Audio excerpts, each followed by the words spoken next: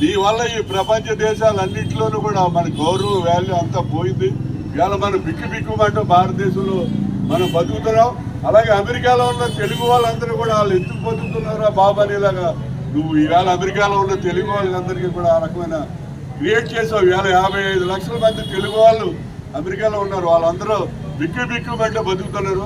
అయ్యా నరేంద్ర మోడీ గారు, నీకు వయసు అయిపోయింది 75. మరి ఇంకా మరదలుగా ఉంటే ఇంకా మధ్య ప్రేమించి నువ్వు ఏం చేస్తావు నీకే తెలియదు. నువ్వు దయించి మీరు గద్దె దిగండి, వయసు అయిపోయింది, గద్దె దిగండి అని చెప్పి ఈవేళ మన యాజిటేషన్ చేయడం జరుగుతుంది.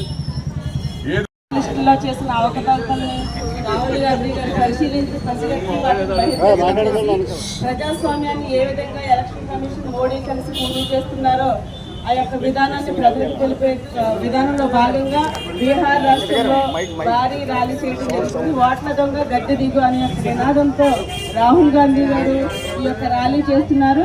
ఆ ర్యాలీకి మద్దతుగా రాహుల్ గాంధీ గారు ఏదైతే చేస్తున్నారో పోరాటం, దానికి మద్దతుగా మా పిసిసి అధ్యక్షుల యొక్క పిలుపు మేరకు ఈరోజు తూర్పుగోదావరి జిల్లా కాంగ్రెస్ కమిటీ ఆధ్వర్యంలో రాజమండ్రిలో కోటగుమ్మం సెంటర్ దగ్గర ఈరోజు క్యాండిల్ ర్యాలీ చేయడం జరుగుతుంది. ఒక మనిషికి ఒక ఓటే ఉండాలన్న ఈ యొక్క నినాదంతోనే రాహుల్ గాంధీ గారు పోరాటం చేస్తున్నారు.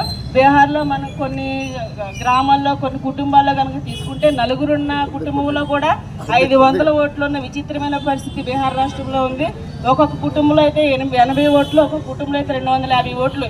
ఇలా అయితే ఈ దొంగ ఓట్లన్నీ వేసిన ఓట్లన్నీ కూడా రాహుల్ గాంధీ గారు ఇవన్నీ అడుగుతున్నారు కాబట్టి ఆయన మీద ఇష్టం వచ్చినట్టు కేసులు పెట్టడం జరుగుతుంది. మోడీ గారు ఇలా దొంగ ఓట్లతోనే గత దశాబ్ద కాలం నుంచి కూడా గెలుస్తూ వచ్చారు. ఇంకెక్కడైనా ప్రజాస్వామ్యాన్ని రక్షించండి, ప్రజలందరూ కూడా తెలుసుకోవాలని చెప్పి కాంగ్రెస్ పార్టీ తరఫు మేము పిలుపునిస్తున్నాం. రాహుల్ గాంధీ గారు చేస్తున్న ఈ పోరాటానికి ప్రతి కుటుంబం నుంచి ప్రతి ఓటరు కూడా ప్రతి మనిషి కూడా మద్దతు తెలుపుతూ ఆయన యొక్క ర్యాలీలో పాల్పంచుకోవడం జరిగింది. ప్రజలంతా కూడా గమనిస్తున్నారు. మీ ఆటలు ఇంకెన్నాళ్ళు సాగవు. ఇప్పటికే రాజ్యాంగాన్ని కూని చేశారు, ప్రజాస్వామ్యాన్ని చంపేస్తున్నారు.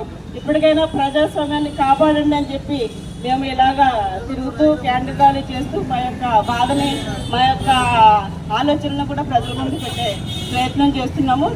ఓట్ల దొంగ గద్దె దిగు, ఓట్ల దొంగ గద్దె దిగు, మోడీ